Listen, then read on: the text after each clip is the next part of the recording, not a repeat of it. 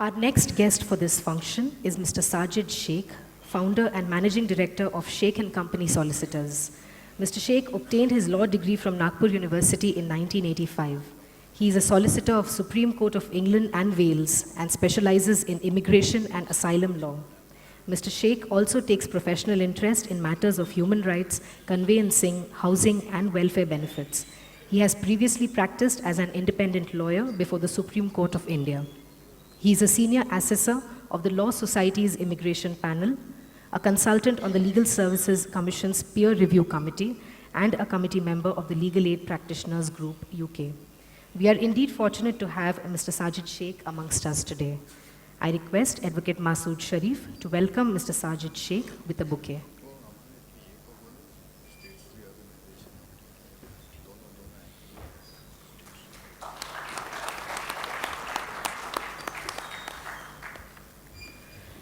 I now invite Mr. Sajid Sheikh to express his views about the opportunities available abroad for junior lawyers.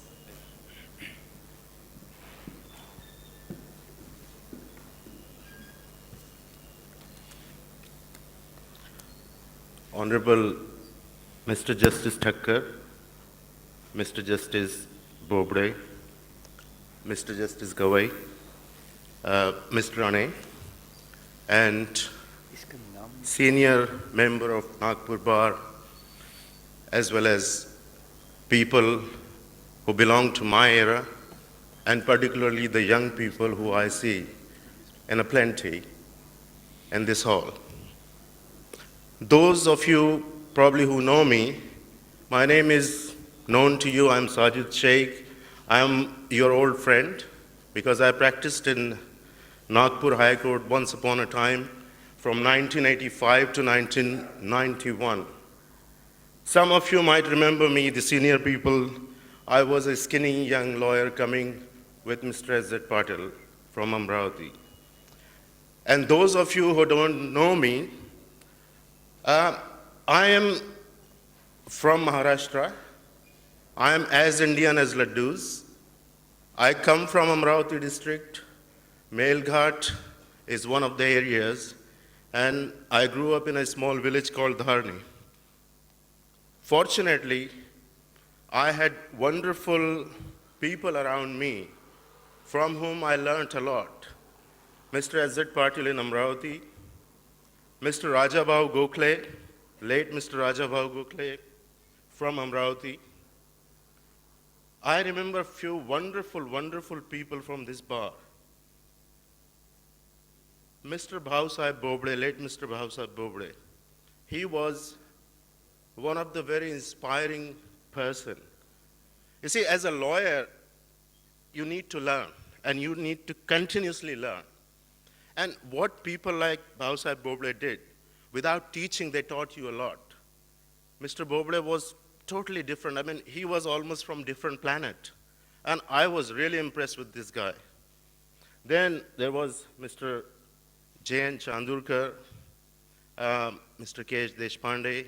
These are the people I had a bit of association with, or I used to know them through Mr. S.Z. Patil. And that is how I got into the whole process of learning as a lawyer. And I'm really fortunate. And I'm so fortunate today. And you might think that I'm trying to please the gentleman on the dais, but no. One person I learned a lot in my young days was Mr. Rane. When he used to argue the matters before the High Court, I would go and sit quietly in the last row and just see how he does things. I mean, I was very young. Just try to understand the young ones at the back. Sorry, I'm not addressing the senior people here. Just try to imagine a person coming from a backward Adivasi area who hardly could speak a word of English and is coming into this environment of grandeur of High Court. And then you need to learn because you need to at least try to become acceptable. And that is where people like Mr. Rane inspired me. Wonderful memories of this High Court, this area, my area and my country. Now I am practicing law in England, in London. I run a very big firm, and I have justified my existence to my teachers, my gurus, that I have done something, I have achieved something. Now, as a lawyer, young ones, please listen to this carefully. As a lawyer, your achievement is not the millions of pounds or crores of rupees you make. That is not an achievement. Your achievement is your professional satisfaction, how you feel inside. Do you justify your education, your upbringing, and the responsibility that has been given to you? I have been asked to discuss and talk about opportunities for young lawyers abroad. The first question that comes to my mind or anybody's mind that would come, are there opportunities abroad? The answer is yes. Fortunately, the whole world has shrunk it into a very, very small village. And you can move around from one area of village to the another area without any problem. There are a number of opportunities.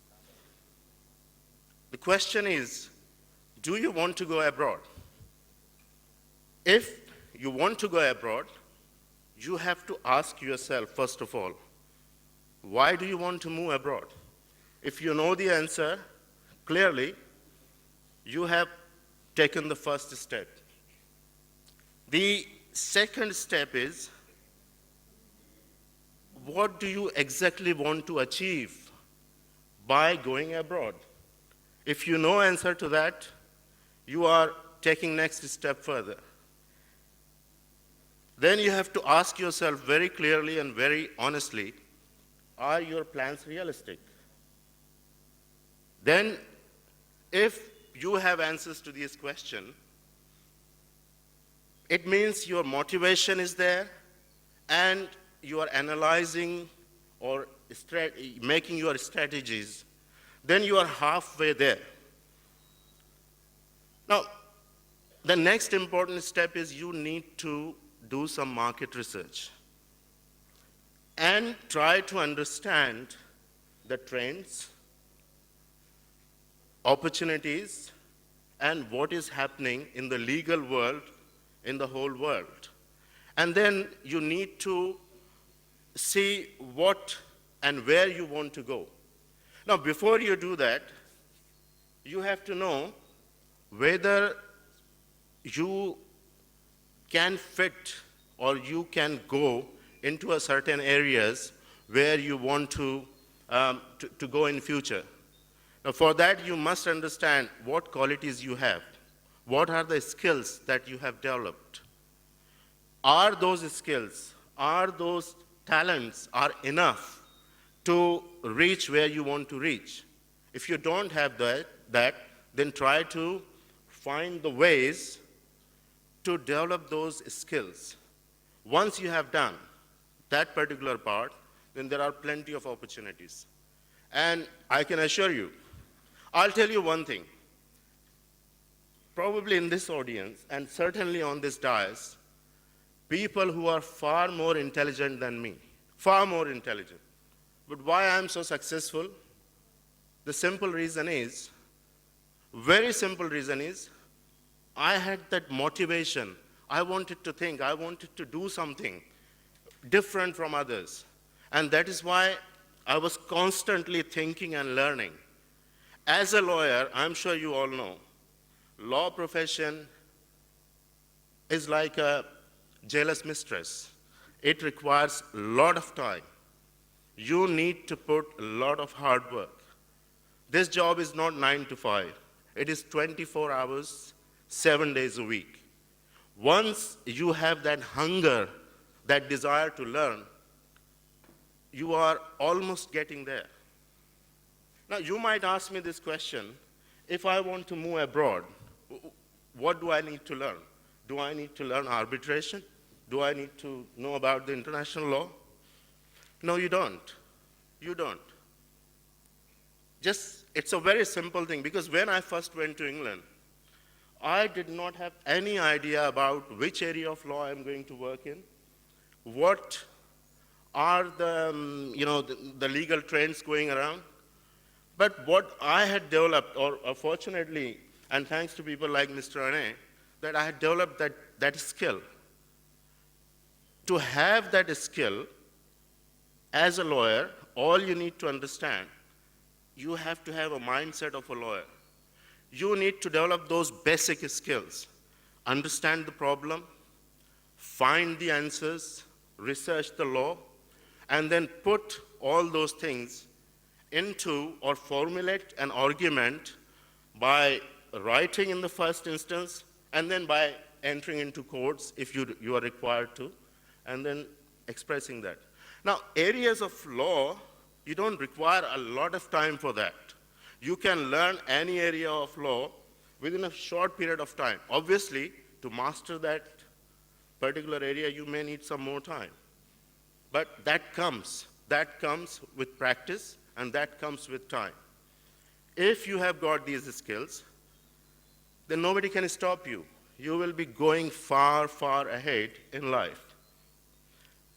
One important aspect of all of this is this. This question often comes to my mind, and I'm sure many people must be thinking about this. Things have changed. Things have moved on from the past. The first question nowadays is law is a business or a profession? What is it? Some people think it is a business. Some people firmly believe it is a profession. My personal view is it is not a business, it's a profession. But there are many who will disagree. In India, there are 15,000 corporate lawyers. For them, it's a business. In India, 95 or more than 95% lawyers are litigators. For them, it is a profession.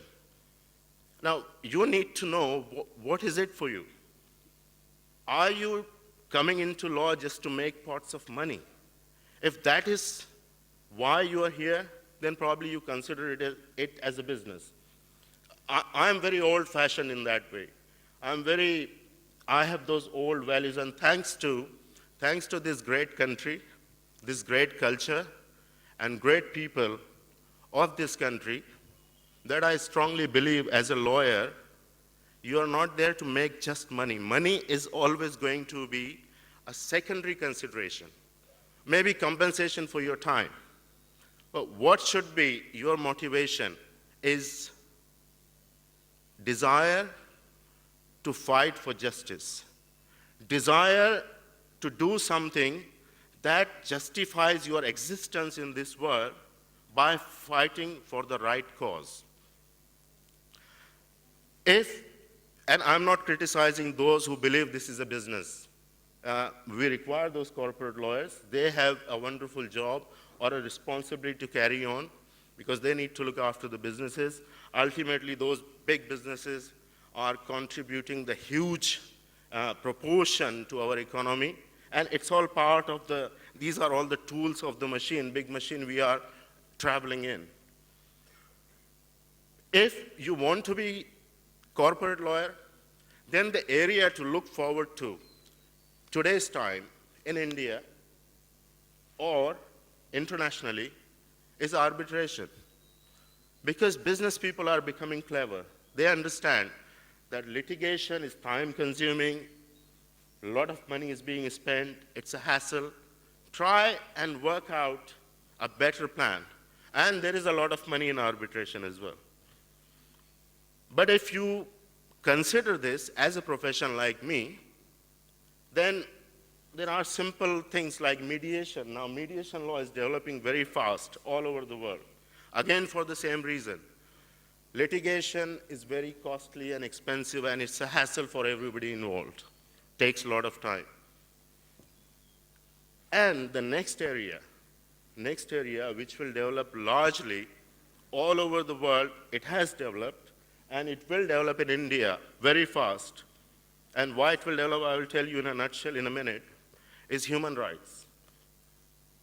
If you consider this as a profession, consider learning the human rights and how it is developing. You see, you need to understand This is all about society and the structure of society.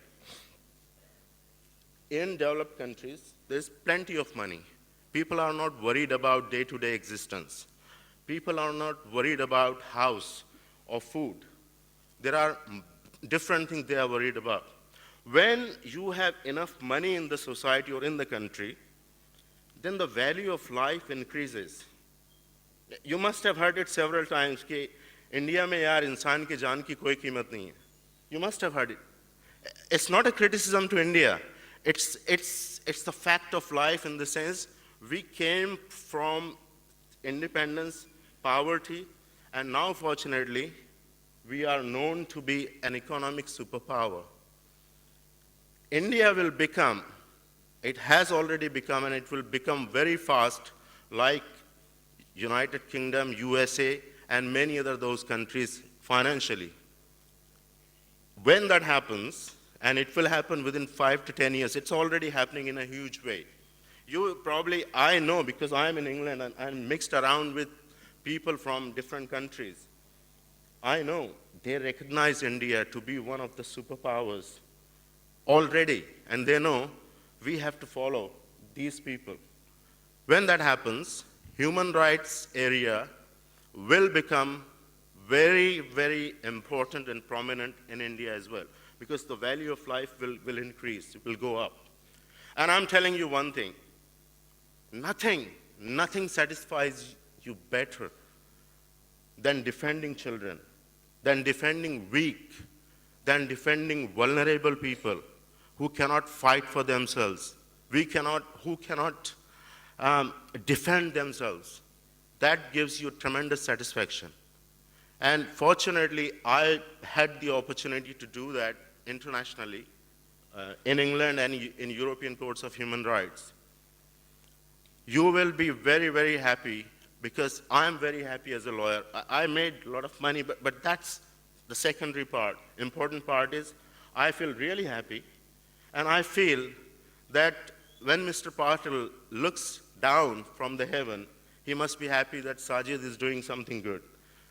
I urge you to do something which gives you wonderful, wonderful feeling. Please remember, young ones, my advice to you, in this world, the most important people are little children. If you see any injustice is being done to them, fight. Fight to the best of your abilities, and you will make this country proud. Sorry, I have taken a lot of your time already. If any of the young ones want to ask me any question or discuss anything, I'll be around later on. And now I'm very eager to hear all these wonderful people who are here, who are going to speak. And I wish to learn something more from Mr. Ane and everybody else here. And I'm really grateful to Mr. Mardikar and his team for inviting me to this function and making me feel very, very happy. And I'm grateful to them and all of you. Thank you.